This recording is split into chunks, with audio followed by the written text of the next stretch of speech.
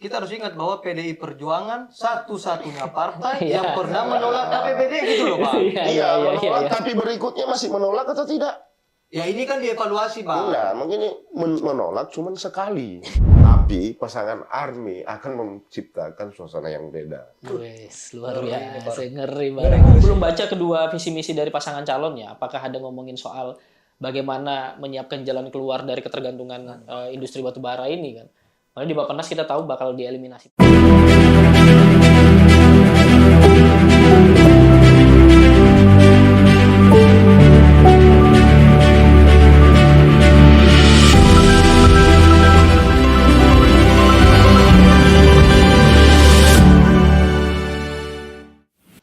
Halo semua, selamat datang kembali di podcast Kasih Tahu, sebuah podcast sederhana yang mengulik informasi di sekitar kita yang mungkin aja Anda belum tahu. Nah, untuk itulah nama podcast ini adalah podcast Kasih Tahu.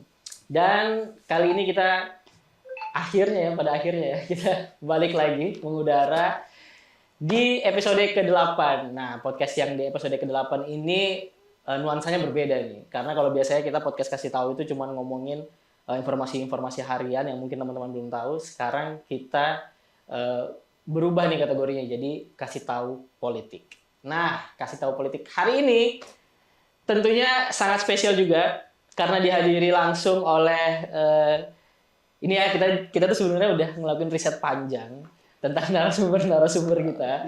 Dua narasumber kawakan lah ya kalau dibilang ya. Udah jadi hampir jadi artis sudah. kedua orang ini selalu muncul di layar YouTube teman-teman semua. Selamat datang Bung Habibie, apa kabar? Baik, Mas Erwin, sehat. Alhamdulillah. Alhamdulillah. Dan kalau yang satu ini saya kenalnya namanya Bung Etus. Apa kabar Bung Etus? Alhamdulillah sehat walafiat. Sehat walafiat. Rambut makin oke nih. Iya. Biar lebih keren. Tadi sempat disinggung sama Bung Habibie, peci-nya keren banget tuh, ada Soekarno-nya itu. Kader nasionalis. Kader nasionalis. Nah, ini bener nih. Jadi dua narasumber kita ini mewakili partai pendukung dari pasangan calon bupati dan wakil bupati Kabupaten Kutai Timur yang memang kita sebentar lagi akan merayakan pilkada Kabupaten Kutai Timur. Nah, untuk itu topik kali ini sebenarnya adalah ngomongin soal euforia pilkada Kutai Timur, siapa yang pantas. Kita akan mengulik kedua pasangan calon ini dari kacamata Bung Habibie dan Bung Etus. Di beberapa layar podcast sebelumnya kan saya sudah sering melihat ya Bung Habibie sama Bung Etus ini bertukar gagasan, ide tentang pembangunan Kutai Timur ya.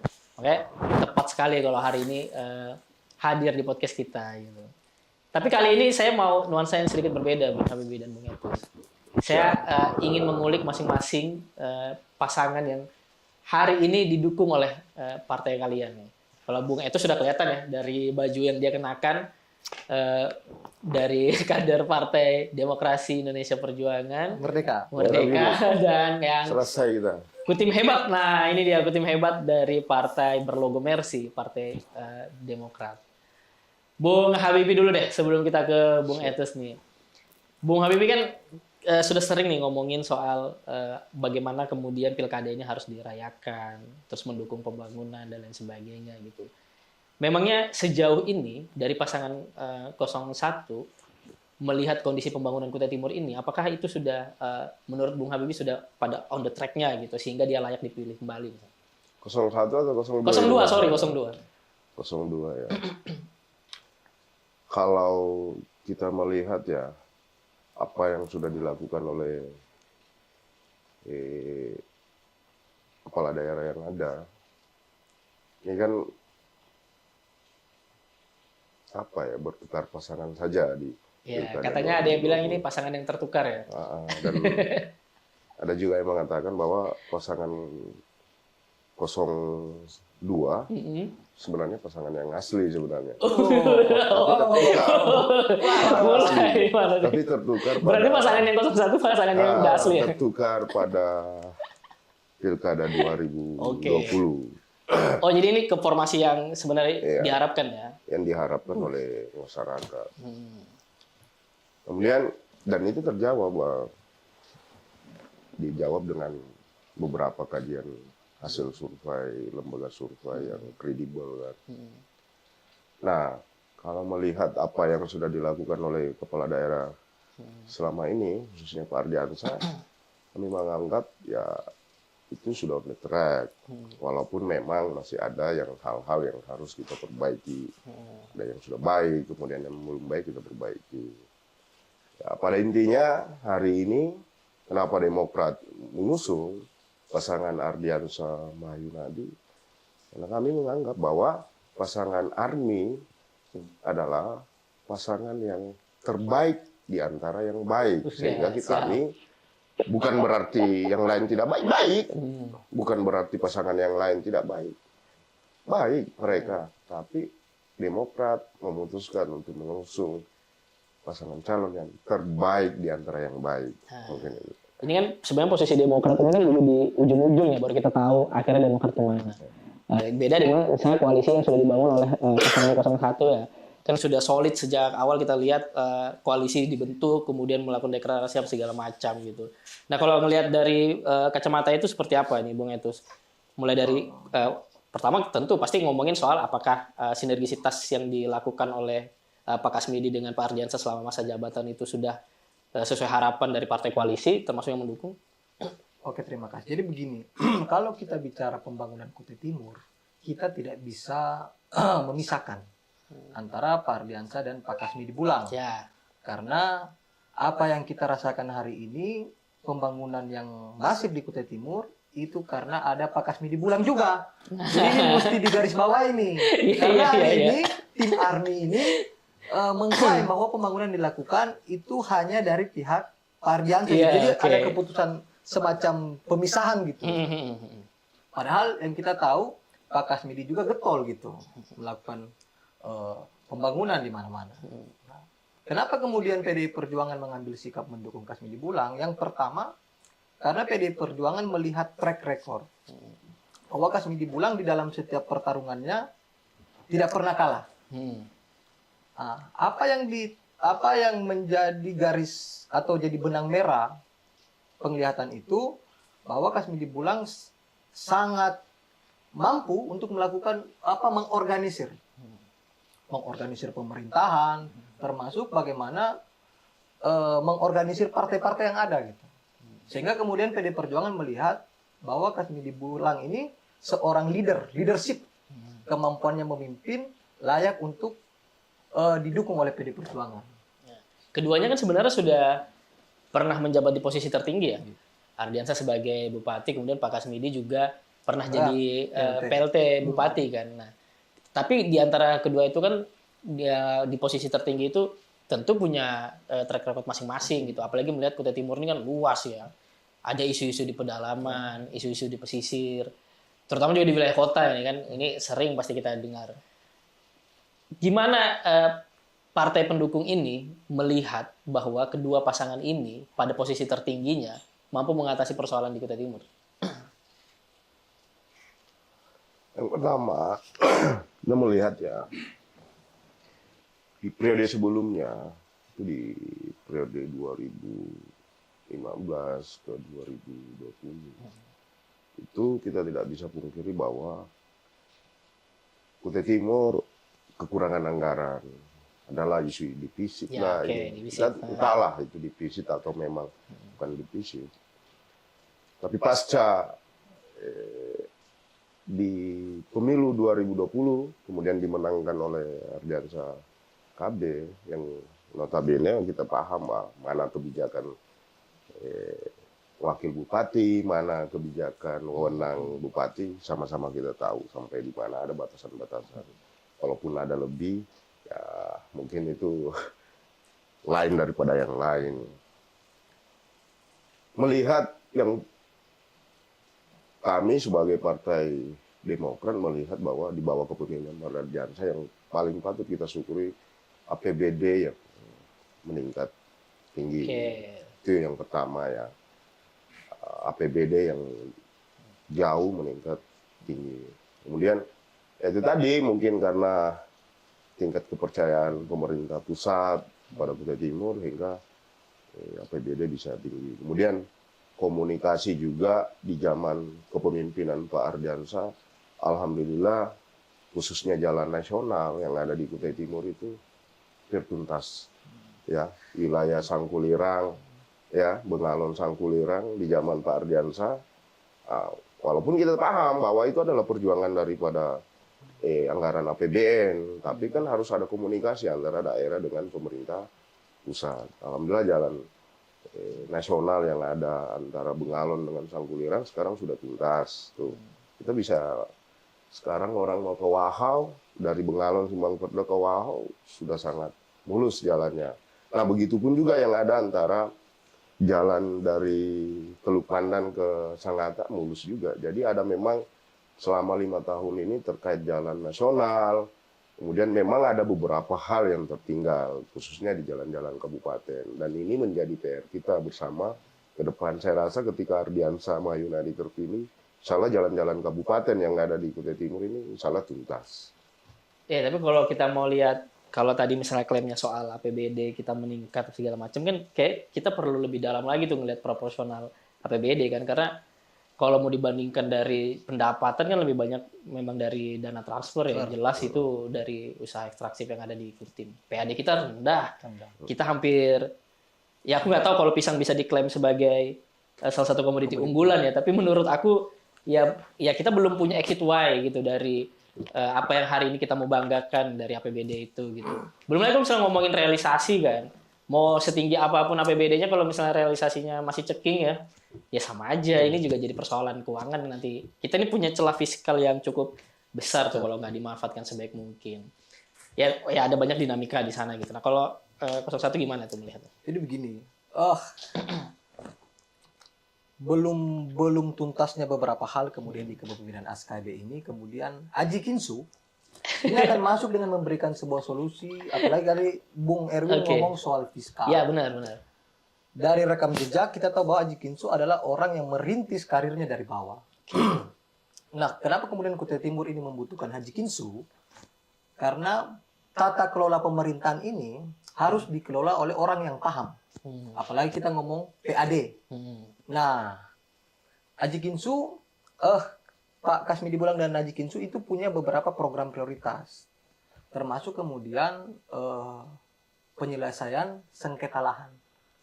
Yang kedua adalah bantuan UMKM sebesar 50 juta per tahun dengan bunga 0%. Okay. Nah, kalau kita ngomong perputaran ekonomi di Kutai Timur, ini kita tidak bisa lepas dari yang namanya usaha kecil ini. Nah, inilah kemudian yang menjadi program prioritas daripada KB Kinsu. Termasuk beberapa persoalan di pedalaman, termasuk di desa-desa, itu kan rata-rata kita lihat bersinggungan dengan perusahaan. Nah, memang butuh komunikasi yang intens terkait persoalan-persoalan sengketa lahan di beberapa wilayah. Nah, saya rasa kemampuan Haji Kinsu di sini itu sangat dibutuhkan untuk saat ini. Ya, jadi pada posisi tertingginya tadi ya soal bagaimana Pak Kasmidi, Pak Ardiansah melihat Kutai Timur di 18 kecamatan ya. Memang banyak polemiknya gitu. Dan Bung Habibie tadi ngomongin soal jalan nasional, kemudian tadi Bung Etus soal bagaimana penyelesaian sengketa segala macam gitu. Berarti di dua orang ini gitu kan punya satu pandangan yang ya walaupun dalam tujuan yang sama membangun tapi punya cara yang berbeda. Tapi kita punya masalah yang lebih serius sebenarnya.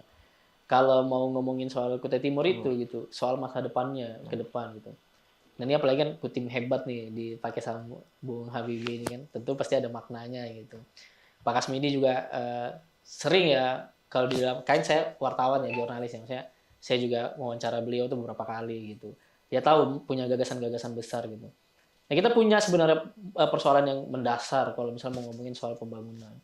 Contohnya misalnya percepatan pelabuhan, bandara, dan lain sebagainya. Nah, ada nggak kalian melihat nggak di dua pasangan ini gitu punya fokus ke situ? Saya dulu Bang. Ya. Kalau di KB Kinsu itu jelas di dalam program prioritas termasuk pembangunan pelabuhan, penyamukan. Termasuk itu tadi salah satunya persoalan di sana masih bergulat di wilayah pembebasan lahan. Nah, kenapa kemudian program prioritas KB Kinsu itu menyentuh wilayah itu? Karena kalau kita merencanakan kemudian tidak merealisasikan hal-hal teknis, ini kan tidak bisa selesai. Mau bagaimanapun kita kerjakan gitu, merencanakan. Saya kira begitu. Kalau masalah pelabuhan, sudahlah. Kalau Demokrat sudah terbukti untuk pelabuhan itu.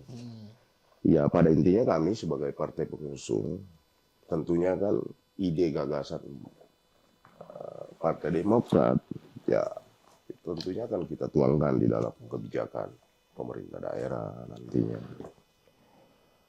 Saya pastikan Partai Demokrat ketika Ardiansah Mahyunadi terpilih di Pilkada 2024, ide-ide gagasan yang tertunda dari Partai Demokrat, insya Allah akan semuanya akan Apa sih itu Bung? Ide dan gagasan yang tertunda itu apa? Ya, banyak. Salah contohnya satunya apa itu? khususnya pelabuhan, bagaimana mengaktifasi secepatnya pelabuhan itu adalah perjuangan. Kita paham lah bahwa yang getol menyuarakan itu adalah kader Partai Demokrat yang tadinya duduk di Senayan. di Senayan. Saya rasa nanti dengan kekuatan kami yang 6 orang ini akan mengawal kebijakan pemerintah daerah untuk menyelesaikan persoalan masalah pelabuhan sebagai partai pengusung pasangan Army.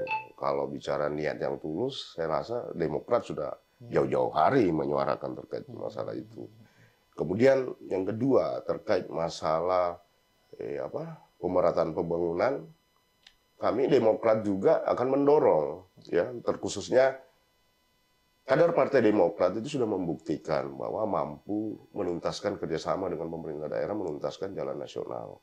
Ketika Pak Ardiansah Mahyunadi terpilih, insya Allah PR kami dari Partai Demokrat sebagai partai pengusung, bagaimana caranya untuk menuntaskan jalan-jalan kabupaten yang ada. Iya, di itu soalnya Kutai Timur. PR banget. PR banget. Jalan kabupaten itu kan Jalan kabupaten. persoalan yang langsung dihadapi warga, terutama di wilayah kecamatan. Kan. Kita tahu itu hampir dari setiap masa kepemimpinan itu Belum selesai gitu. Nah, bisa nggak itu kalau kalian, saya nggak tahu ya bagaimana proses diskusi kalian dengan pasangan calon gitu kan. Tapi sejauh yang kalian pernah diskusikan, ada nggak semacam caranya gitu menyelesaikan jalan nasional, jalan kabupaten itu? Kalau kita lihat sekarang kan di kepemimpinan Ardiansah dan Pak Kasmidi Bulang itu sudah mulai masif tuh pembangunan jalan di Ganggang, seminisasi apa dan sebagainya. Cuma memang mesti ada treatment khusus gitu, termasuk pembangunan yang tidak merujuk kepada rencana pembangunan jangka menengah. Oke.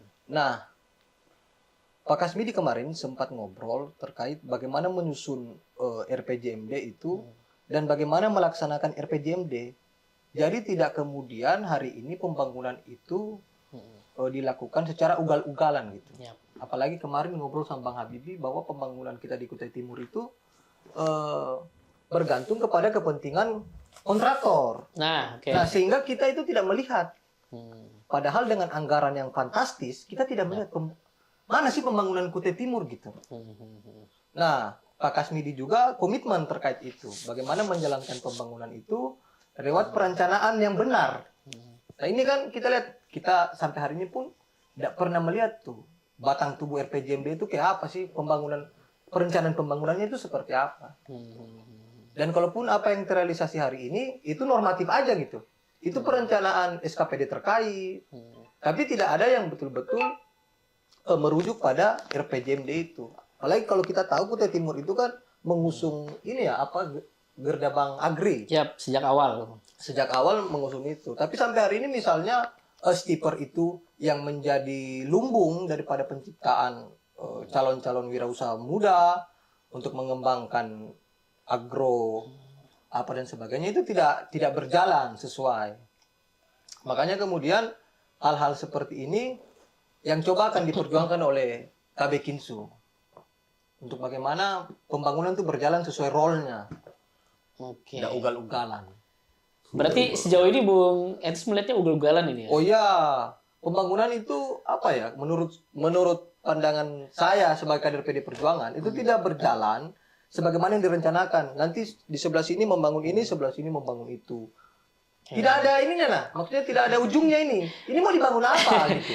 Ini kan kalau ugal-ugalan sebenarnya kan berarti ada ini juga dong, porsi dari leader juga dong kenapa dia bisa jadi kayak gitu. Nah, gitu. ini kita nggak tahu bagaimana kekuatan leader mengintervensi itu. Karena dominasi kontraktor ini menjadi masalah terhadap pembangunan gitu. Gimana ini dominasi kontraktor maksudnya dikuasai oleh satu. Enggak, ini kan di kekuasaan ini kan banyak nih.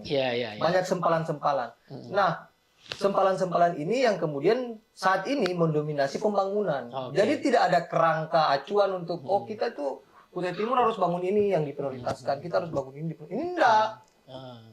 Pokoknya ini tergantung keinginan kontraktor gitu. Waduh. Dan ini harusnya jadi persoalan juga. Iya, ugal-ugalan, keinginan kontraktor. Nah, ini gimana nih Bung Habibie?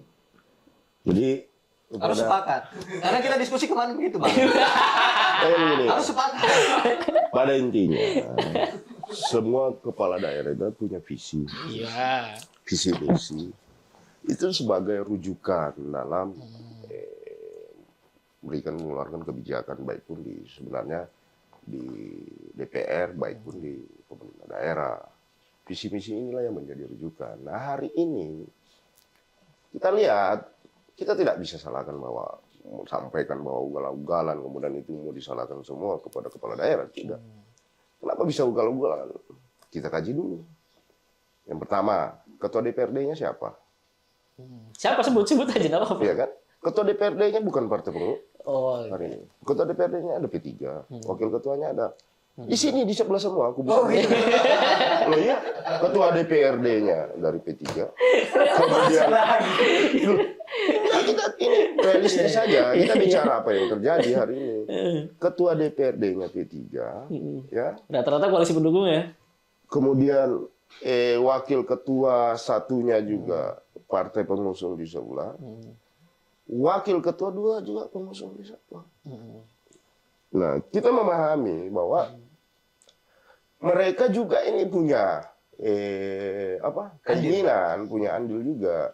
Nah, sehingga kenapa mereka ya sudahlah, kita saling paham lah bahwa mereka juga ngotot begini-begini, pengen pokir, pengen ini kan. Tidak bisa dipungkiri, pokirnya wakil ketua itu berapa. Kita paham lah, pokirnya ketua itu berapa. Sehingga mereka mengeluarkan kebijakan itu, pokirnya itu tereksekusi tidak berdasarkan visi misi. Tapi itu tadi yang beliau sampaikan. Tapi kan harusnya bisa ada intervensi dong ke arah itu gitu dari eksekutif gitu. Ya harusnya Bang, Ya, karena ya, kursi ya ada. pikir dengan APBD kan lebih banyak. Iya, lebih kita banyak paham. Iya. kursinya eksekutif. Nggak bisa, karena mereka kan yang menguasai di DPR juga yang pertama seharusnya kan ketika kepala daerah kita pikir susah, harusnya kan kebijakan DPR ini kebijakan anggarannya sesuai dengan visi misi yang masuk dalam RKP dalam setiap tahun kan dievaluasi nih. Sampai hari ini kan DPRD juga nggak pernah mengevaluasi itu. Salah Bang. Kita harus ingat bahwa PDI Perjuangan satu-satunya partai Iya. yang pernah menolak APBD gitu loh Bang. Iya, menolak, tapi berikutnya masih menolak atau tidak? Ya ini kan dievaluasi Bang. Enggak, mungkin ini menolak cuma sekali. Tapi berikutnya tidak menolak lagi. Misalnya Bang, Kita inginkan ketika pembahasan APBD tahun berikutnya dan itu tidak masih sesuai dengan apa yang diinginkan, sudah tolak lagi dong. Jadi begini. Jangan cuma Ya kan, ditolak ya satu kan, kali saja. ya kan, tapi kan konsisten. benar melihat Bang. porsi. Jadi apa yang dilakukan PDI Perjuangan? Iya. Itu sudah benar gitu. Bahwa ketika perencanaan itu tidak sesuai dengan aturan, itu ditolak. Sudah benar. Saya pada saat itu kita beri apresiasi lah kepada PDI Perjuangan. Tapi kan hanya satu kali. Pembahasan berikutnya tidak ada lagi penolakan, tidak konsisten dong. Ini Bahwa ketika begitu berarti pembahasan anggaran berikutnya sudah bagus menurut PDP Bukan, karena Bang. dia tidak ditolak. kan di DPR ini Bang, DPR ini kan kolektif kolegial. Iya kolektif kolegial pembahasan pada tahun berapa Kemarin itu kan ditolak. tapi jangan terkonteks pada satu itu juga. Kita harus lihat bahwa sisi perencanaan itu ada di Iya. eksekutif gitu. Maksudnya sebelum pada akhirnya dirapatkan di Banggar, kan ada track yang harus dibahas di Bapeda misalnya. Sebelum itu kan dilempar kan ke DPR. Nah kalau misalnya ya nggak usah misalnya partai-partai manapun misalnya yang hari ini ya kalau dia sepakat mendukung pembangunan yang diarahkan sesuai dengan visi misi kan harusnya bisa melihat mana prioritasnya gitu. Iya. Tapi kalau ugal-ugalan tadi kan berarti nggak prioritas. Kalau kita lihat sih kemarin memang contohnya nih, ya kalau saya sih saya nggak melihat banyak siapa di DPR, tapi saya melihat unsur pimpinannya di DPR. Kenapa kamu setujui kalau ugal-ugalan?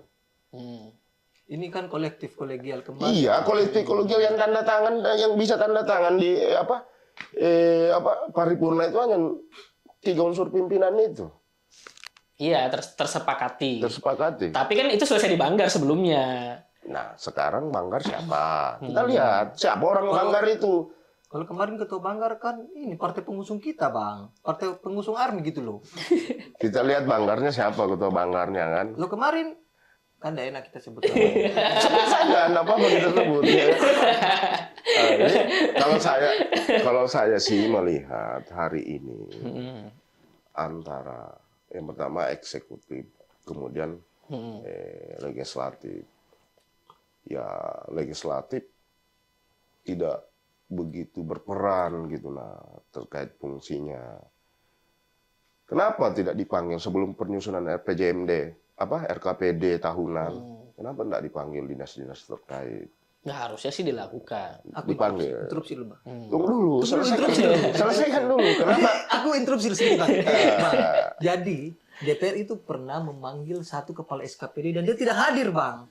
Jadi legislasi sudah, fungsi pengawasan sudah dilakukan. Tapi memang ada yang bebal gitu, Bang. Kalau saya rasa sih belum kayak, kenapa? Itu dulu kita pertanyaan. Kenapa legislatif tidak bertaring? Ada apa? Ya, karena Ada apa? Itu dulu kita tanyakan, ada apa? Kenapa tidak bertaring? Kenapa ketika dia panggil kepala dinas tidak datang? Berarti tidak ada taringnya dong. Ya hampir semua berarti. Iya. Maksudnya sekarang semua kita partai tanyakan, di hari ini di parlemen. Tadi, ini kenapa dia tidak bertaring di eksekutif? Ada apa? Gitu loh. Apakah tersandra? Apakah bagaimana? Kita tidak tahu juga. Iya kan? ya. Nah sekarang kita pengen kan bagaimana anggota DPRD ini betul-betul menjalankan fungsinya pada saat penyusunan RKPD ini. Panggil tuh semua dinas, panggil tuh mereka, tanyain, ini loh visi misi kepala daerah. Kebijakan anggaran harus sama apa yang ada di dalam visi misi. Sekarang sekarang kita ngomongin soal jaminan ya. Kalau misalnya hari ini ngomongin bahwa dia ugal-ugalan segala macam, saat misalnya salah satu di antara pasangan ini terpilih, jaminannya apa dia nggak kembali lagi kayak gini? Oh, yang pertama pasti mengevaluasi SKPD Akta. Karena kita tahu sandra menyandra itu terjadi, sehingga dari kasus yang tadi ada kepala SKPD yang dipanggil oleh DPR itu tidak mau hadir, berarti ada sesuatu sehingga kepala SKPD itu merasa kuat gitu Ada ya. untuk tidak menghadiri panggilan daripada DPR. Nah, menurut saya di koalisi KB Kinsu ini PD Perjuangan akan pasang badan.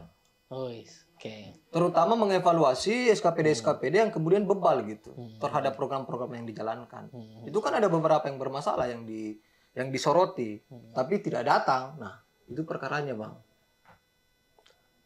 Ya, gimana kalau misalnya pasangan Bung kalau Habibie jaminannya dia tidak. Jaminannya kami pertama, kami mengusung pasangan Ardiansa Mayunadi itu sudah ada komitmen, terkhususnya di SKPD. Ya Demokrat tentunya akan menyuarakan bahwa orang-orang yang duduk di kepala dinas atau kepala OPD itu orang-orang yang punya kemampuan dan kompetensi di dalam proses seleksi dan menetapkan. Jadi kepala daerah itu kan cuman ini yang bertugas kepala dinasnya nih. Nah hari ini sudah Demokrat ada beberapa komitmen sih. Tentunya pada saat menempatkan kepala dinas harus orang-orang yang berkompeten. Sehingga mereka ini betul-betul mampu menerjemahkan visi misi kepala daerah ini pada saat beliau terpilih. Sehingga nampak nih, jadi kebijakan anggaran itu selaras dengan visi misi kepala daerah. Jangan ada kebijakan anggaran, visi misi ke kiri, kebijakan anggarannya ke kanan. Akhirnya kita kan ingin kepala daerah itu bagaimana dalam 5 tahun atau 2 periode itu bagaimana minimal visi misinya itu ada grafik lah, bahwa salah satu contoh ya meningkatkan misalnya kesejahteraan masyarakat melalui sektor pertanian dan lain-lain nih, misalnya di pertanian. Ya kebijakan anggarannya bagaimana di DPRD? DPRD menganggarkan mereka berapa? Misalnya 300 M ini. Kemudian 300, yang dari 100 kemudian naik sampai 300, terus produksi pangan tidak meningkat. Ya sudah evaluasi. Ya memang ini kalau secara aktual memang nggak meningkat, Bung, produksi pangan kita. Perlahan pertanian kita tuh dikonvensi jadi perkebunan semua, rata-rata hampir nggak ada semenjak ya sudah lama lah. Apalagi semenjak kita bergantung sama ini ya, pertambangan ya. Maksudnya kita nggak punya exit way. Aku belum baca kedua visi misi dari pasangan calon ya. Apakah ada ngomongin soal bagaimana menyiapkan jalan keluar dari ketergantungan industri batu bara ini kan. Makanya di Bappenas kita tahu bakal dieliminasi pelan-pelan kan. Kita menuju transisi yang lain, transisi energi yang lain gitu. Ya kalau ngomongin Gerdabang Agri misal yang kita bersepakat bahwa daerah ini akan menuju pertanian kan ini tentu harus dilihat dari statistiknya gitu. Ada berapa lahan pertanian yang ada. Kebanyakan lahan pertanian kita di konvensi perkebunan sekarang gitu. Belum lagi misalnya pencemaran lingkungan lain yang merusak lahan pertanian dan segala macam. Ini perlu nih.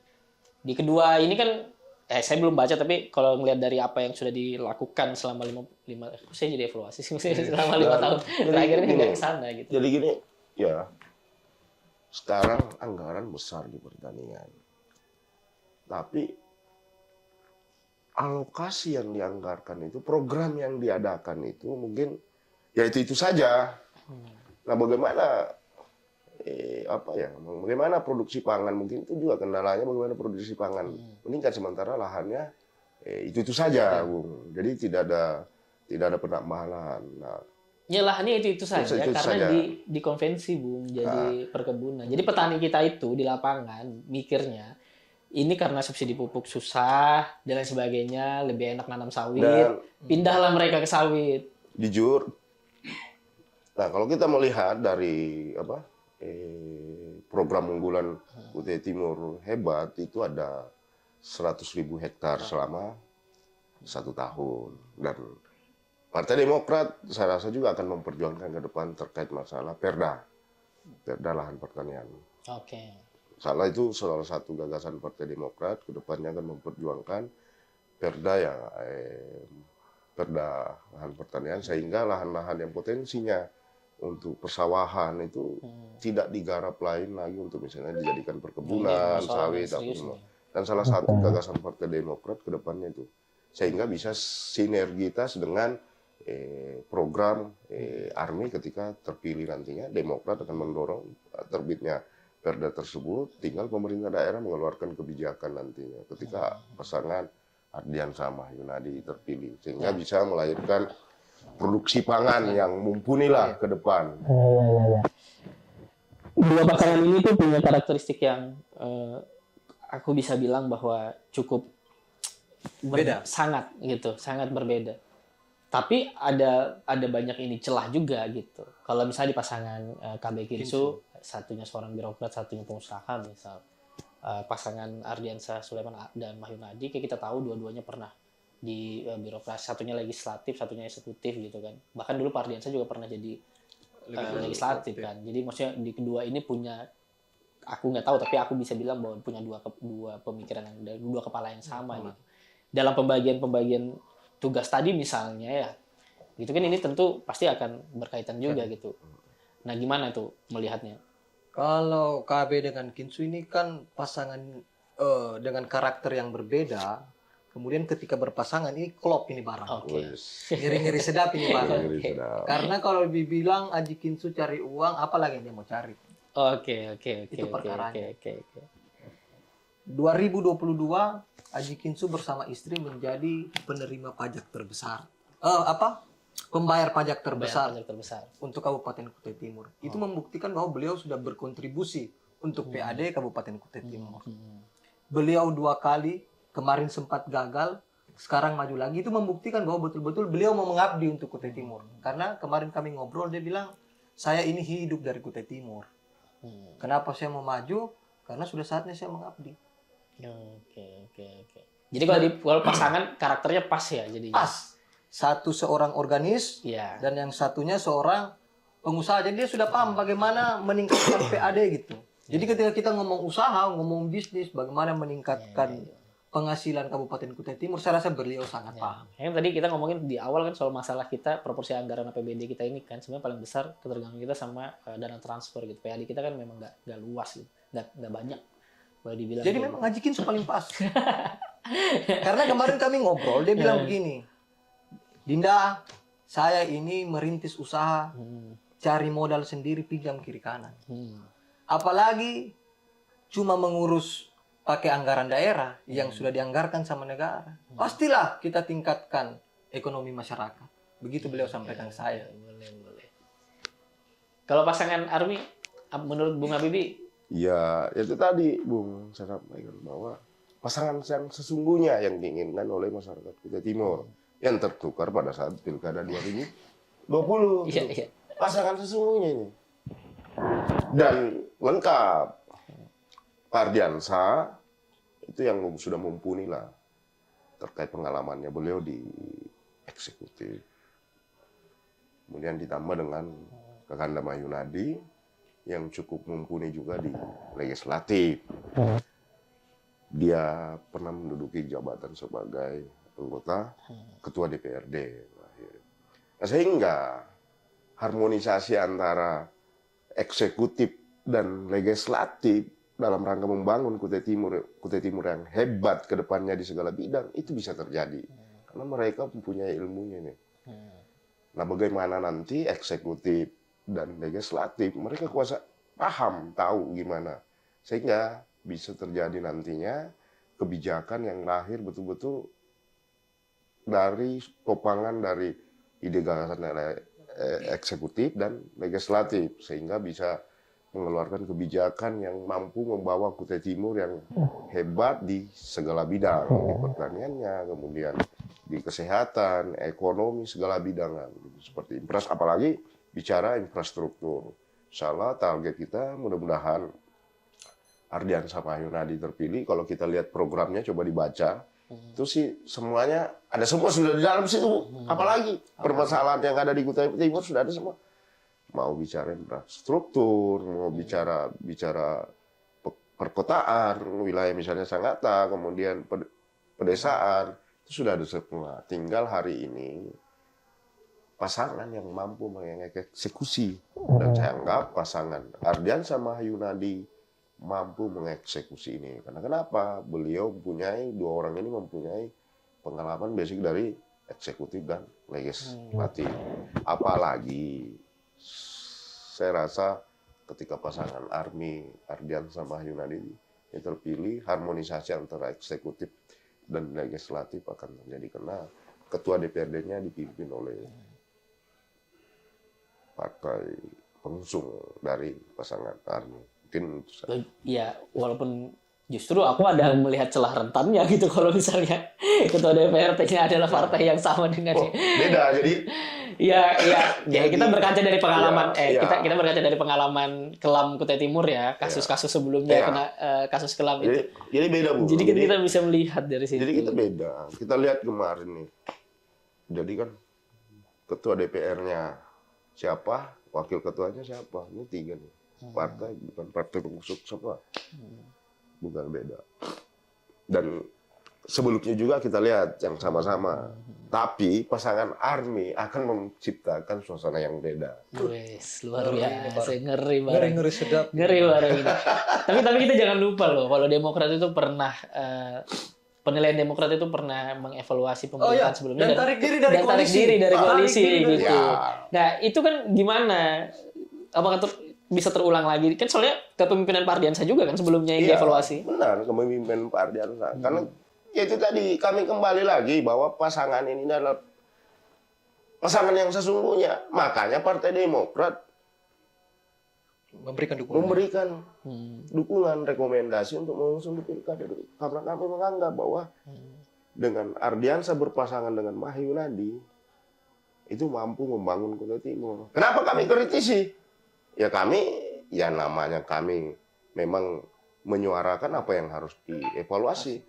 Tapi sebelum kami mengusung ke pasangan calon Army, itu sudah tuntas apa-apa yang harus kita lakukan. Dan saya yakin bahwa kader Demokrat itu intinya kebijakannya, insya Allah yang diperjuangkan adalah kebijakan yang pro kepada rakyat. Dan itu sudah dibuktikan oleh ikon kita di Demokrat, khususnya Kalimantan Timur, Kakanda Haji Irwan, mampu menuntaskan jalan-jalan nasional yang ada di Kutai Timur, apalagi di Kaltim. Dan saya pastikan ketika pasangan ARMY menang pada Pilkada 2024, Partai Demokrat akan mengawal jalan-jalan kabupaten sehingga semuanya bisa mulus. Tentu ini persoalan yang tidak semudah membalikan telapak tangan ya, Bang. Terus maksudnya ya kalau Bung Habibie ngomongnya sangat ini ya, sepertinya besok bisa terjadi gitu. Optimis kan? Iya harus optimis. Tapi gimana Bung melihat realistisnya? Kalau itu mungkin juga semua pasangan calon yang bertarung itu akan ngomong infrastruktur dasar, menuntaskan apa yang sudah dibangun hari ini. Tapi gini, KB Kinsu ini awalnya mengusung program prioritas terkait bantuan modal kepada UMKM itu DP 0%. Jadi setelah kami diskusi dengan Pak Haji Kinsu khususnya, kami mengusulkan, kami cerita begini kondisinya dan beliau sepakat.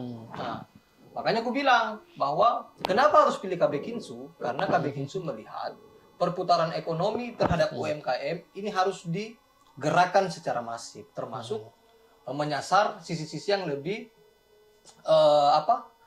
yang lebih tepat sasaran gitu, termasuk memberikan bantuan modal sebesar 50 juta. Nanti teknisnya itu dibuat oleh SKPD terkait, tapi kemudian menggalakkan bantuan modal itu karena hari ini kita lihat pemerintah daerah di SKPD Dinas Koperasi dan UMKM itu hanya sekedar memberikan bimbingan, memberikan pelatihan apa dan sebagainya. Padahal kalau kita tahu UMKM ini yang dia butuhkan tuh modal. Nah makanya kemudian KB Kinsu dengan gagah berani menyampaikan kita akan berikan bantuan modal 50 juta per UMKM. Sarkodes, Sapurata Kota dan Desa. Wih, Sarkodes, Sapurata Kota dan Desa. Untuk apa? Meningkatkan perputaran ekonomi. Jadi KB Kinsu gaspol.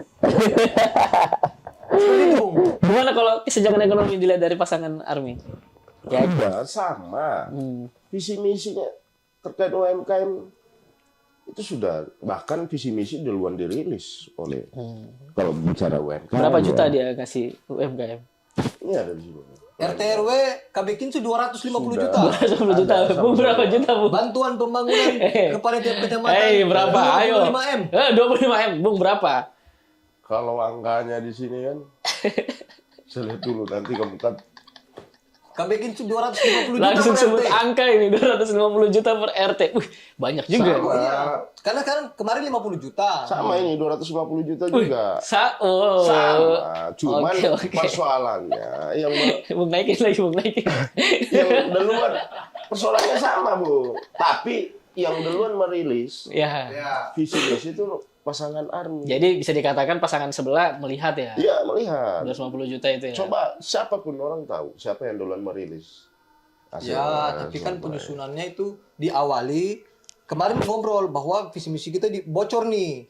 Nah. Tiba-tiba ada yang rilis duluan sama. Nggak bisa, nggak bisa, Nah. nggak bisa. Yang rilis duluan itu adalah barang paten ya rilis. Kenapa kamu tidak rilis memang duluan ya kan? Nah, Jadi sekarang, menurut Bung Etus karena kebocoran itu 250 juta per RT akhirnya ditiru gitu. Saya tidak permasalahkan itu, bagus saja. Oh, bagus ya. Tidak ada masalah. Soalnya siapapun yang menang RT dapat 250 juta ya. pada intinya kalau dari tim pemenangan yang merilis visi-visi pertama itu pasangan ARMY. Ya kan? Kemudian kita lihat masalah dia contek atau tidak kita tidak tahu. Bubuhannya sebelah ngikuti dia bapak apa tidak tahu. Pada intinya ke depan siapa yang mampu mengeksekusi. Kalau berdasarkan pengalaman ya itu tadi harus ada harmonisasi eksekutif dan legislatif sehingga ini bisa semua tereksekusi. Ya kalau sebenarnya kan kalau misalnya ya aku di posisi yang sangat realistis ya. Siapapun yang menang misalnya 250 juta dikasih ke RT.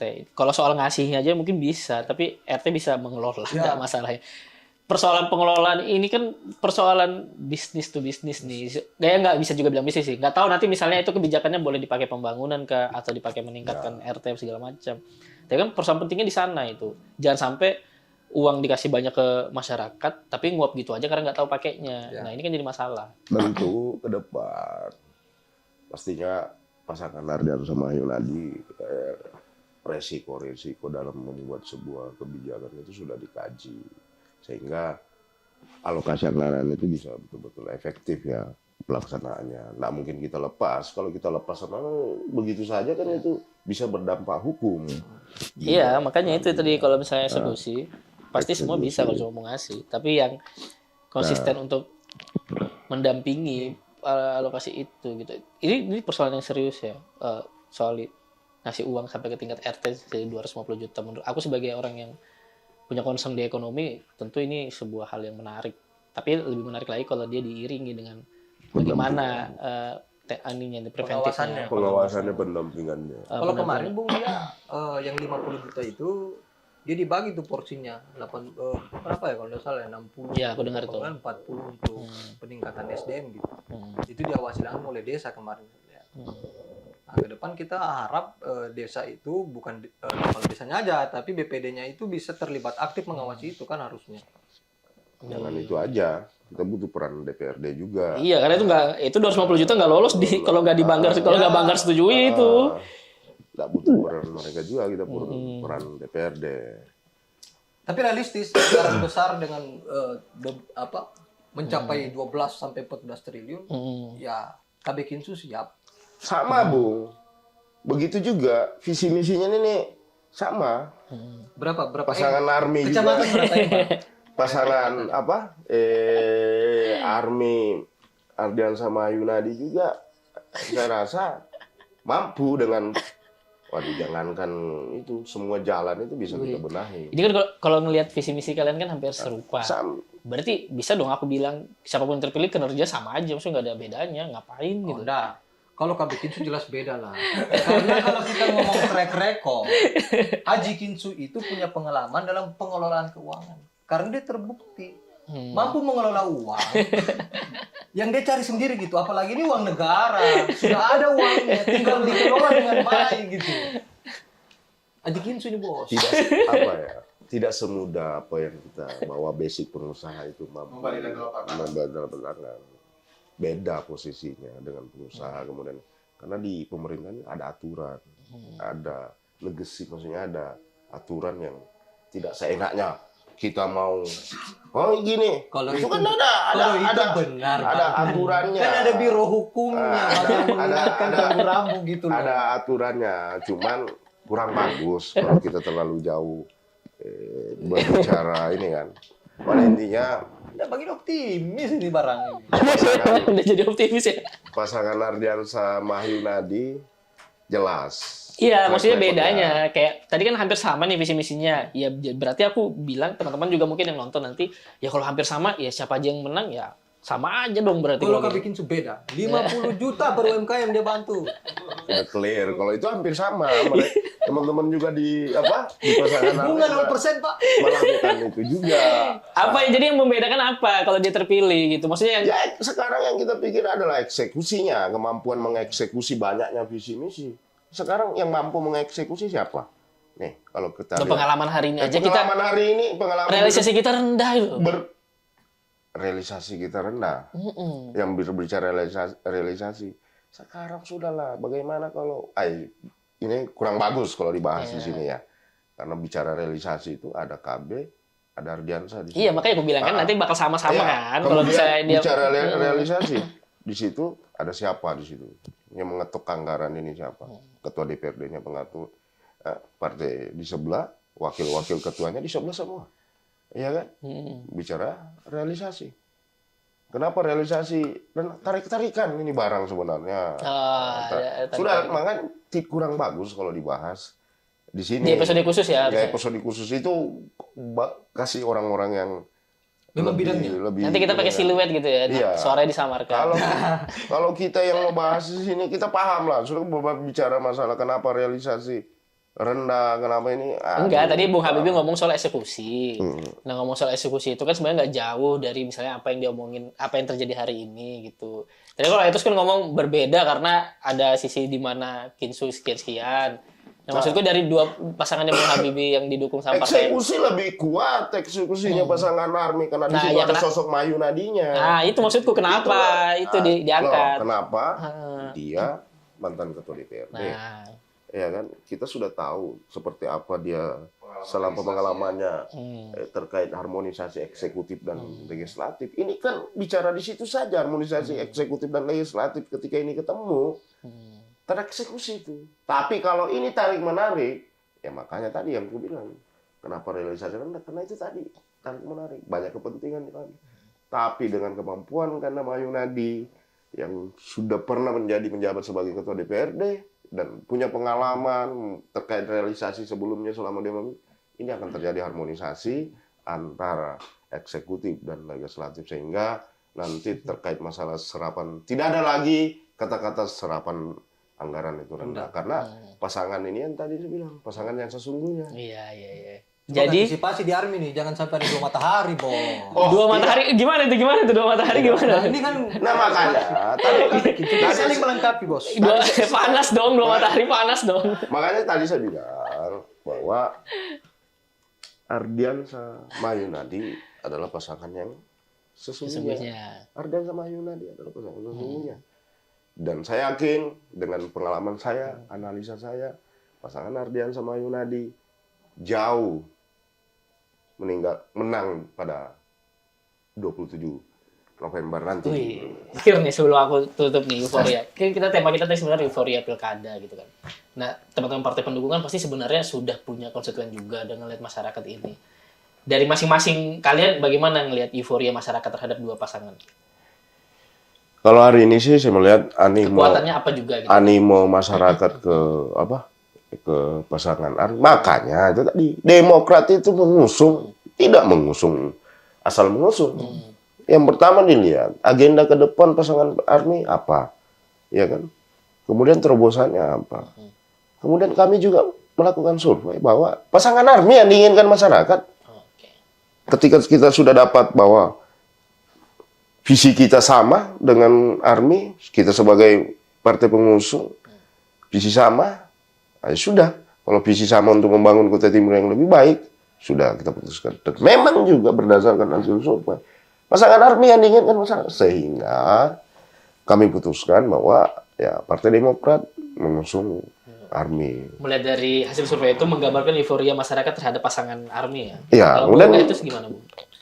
Euforia masyarakat terhadap. Jadi begini, PDI Perjuangan itu melihat bahwa histori yang terjadi ke belakang ketika pasangan calon itu dua-duanya politisi, pembangunan kita berjalan biasa-biasa saja, normatif-normatif aja. Tentu ini yang menjadi landasan kita bahwa bagaimana kemudian kita ingin terjadinya percepatan. Bagaimana kita ingin peningkatan ekonomi masyarakat di tingkat bawah. Tentu Kinsu adalah solusi alternatif untuk bagaimana melakukan percepatan pembangunan. Karena ini pasangan yang klop, satunya politisi, yang satunya profesional gitu. Jadi gini, Bung Habibie dan saya tambah dulu. Enggak, ini sekalian statement aja gitu. Sekalian statement terakhir, kuatkan ke teman-teman podcast kasih tahu untuk apa yang menjadi kekuatan pasangan ini sehingga dia layak dan pantas gitu. Kawan-kawan, pada tanggal 27 November memilih pasangan Army, kami mengajak bahwasanya kami menganggap bahwa pasangan Army ini pasangan yang sesungguhnya pada Pilkada 2020 yang tertukar pada Pilkada 2020 dan sekarang hari ini berpasangan. Dan saya menganggap bahwa pasangan Army pasangan yang sosok figur yang pertama ya sederhana nih. Pak Ardiansa cukup sederhana, Mayunadi cukup sederhana. Kemudian dari di antara 2 orang ini belum pernah ada tersentuh kasus. Coba bisa dicari. Kasus apa yang pernah nggak mereka diperiksa? Pernah nggak mereka diperiksa? Dari pasangan Army ini, kedua-duanya belum pernah tersentuh namanya kasus. Apalagi bicara korupsi, kemudian ada yang diperiksa itu tidak ada.